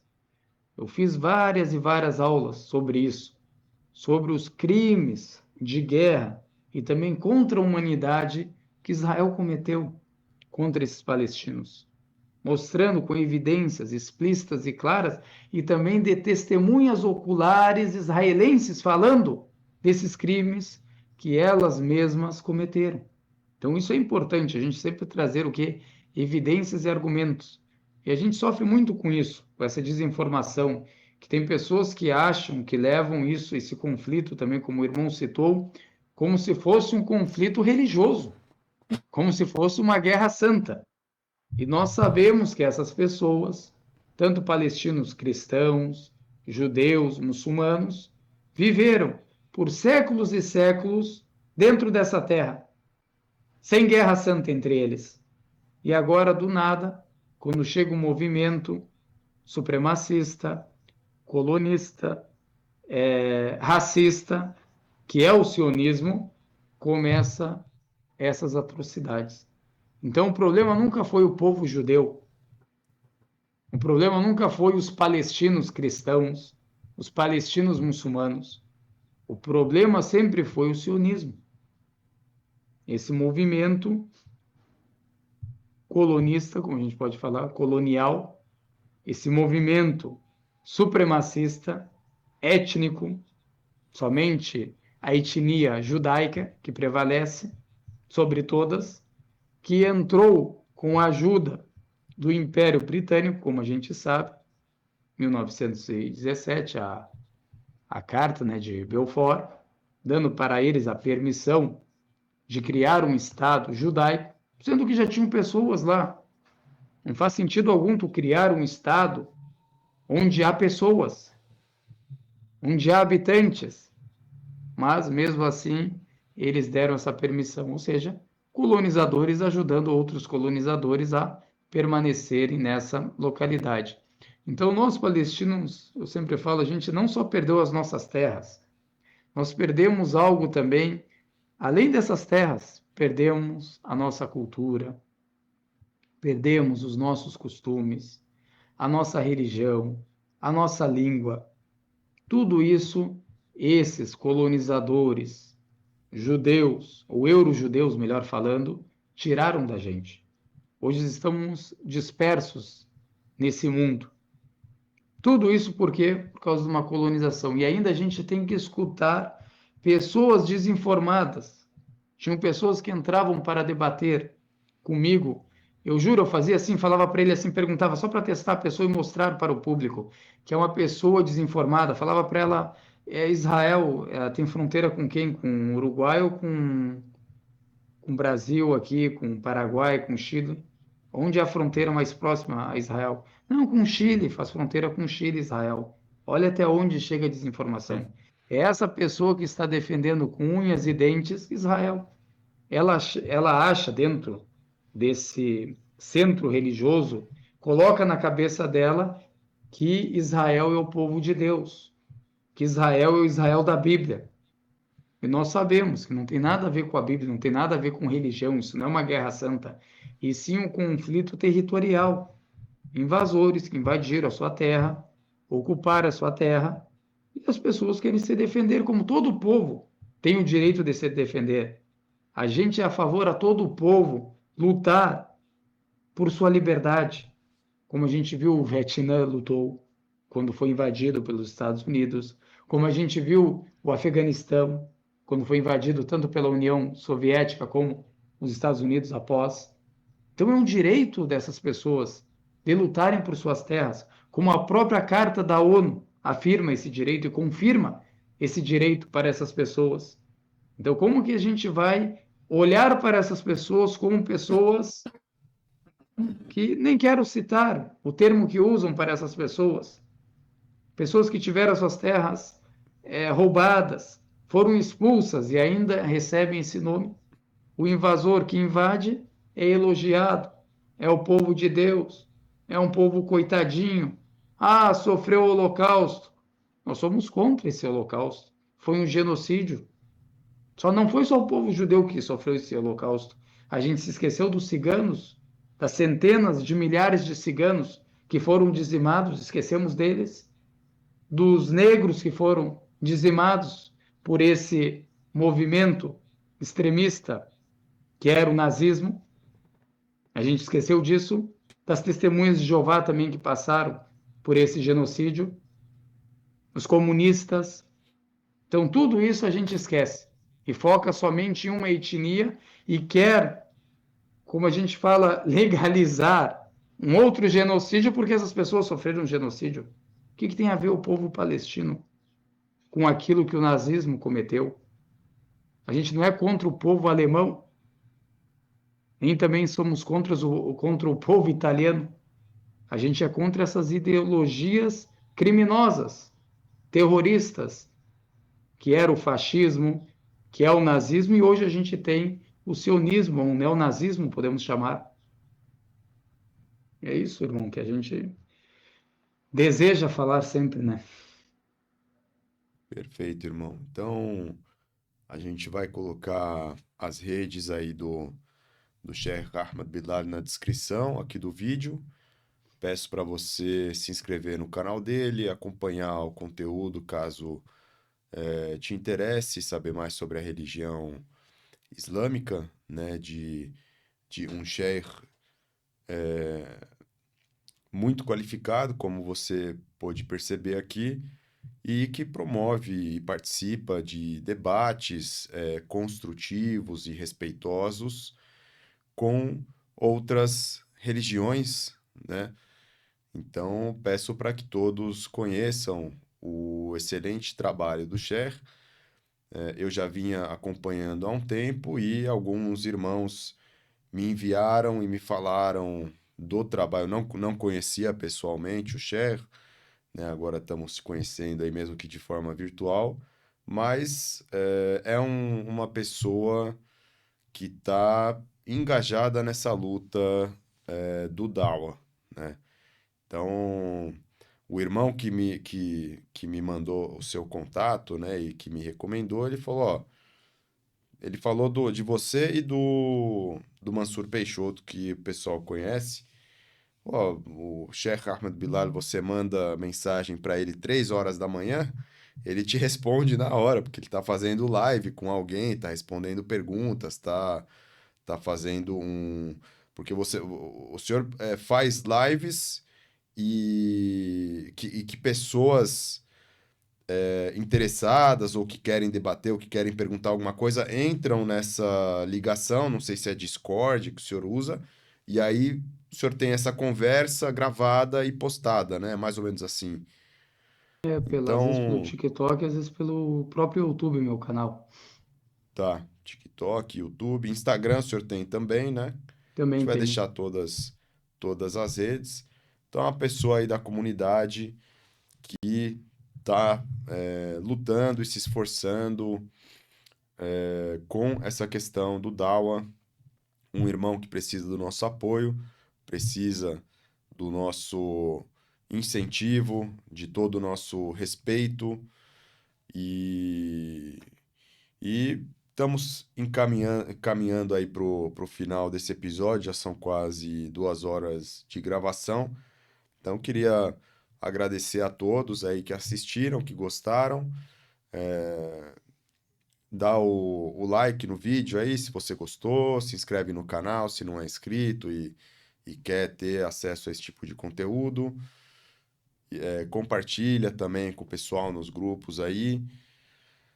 E também o Sheikh Ahmad Bilal, segue também o canal dele, curte os vídeos, compartilha, enfim. Sheikh, gostaria então de encerrar. Agradeço muito a sua presença e te dou a palavra para para elaborar uma mensagem final aí para a gente finalizar essa entrevista, inshallah. Eu agradeço pelo convite mais uma vez. É um prazer enorme estar com vocês, de conhecer o irmão Amir, os outros irmãos também que me comunicaram, né? É uma grande honra estar presente com vocês. Inshallah, um dia a gente se, nos conhecemos, né? Pessoalmente, será um grande Inshallah. prazer. E a mensagem que eu deixo é a pessoa que buscar o conhecimento. Eu sou uma pessoa, um aprendiz, como eu sempre falo, e amo a sabedoria, o conhecimento, a busca do conhecimento. E isso que mais me agrega dentro do Islã, que é uma religião que procura o conhecimento.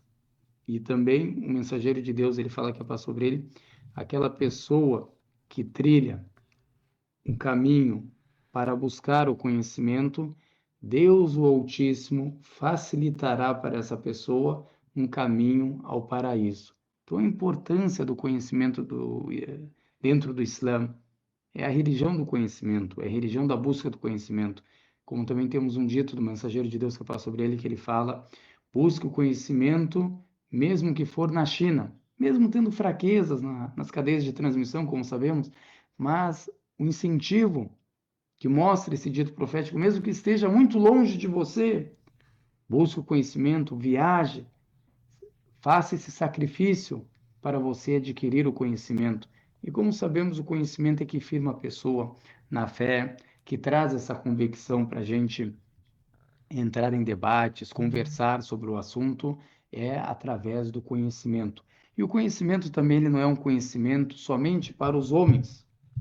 Eu gostaria de falar sobre isso. A gente precisa, aqui no nosso Brasil, mais mulheres, mais irmãs esforçadas para divulgar o Islã.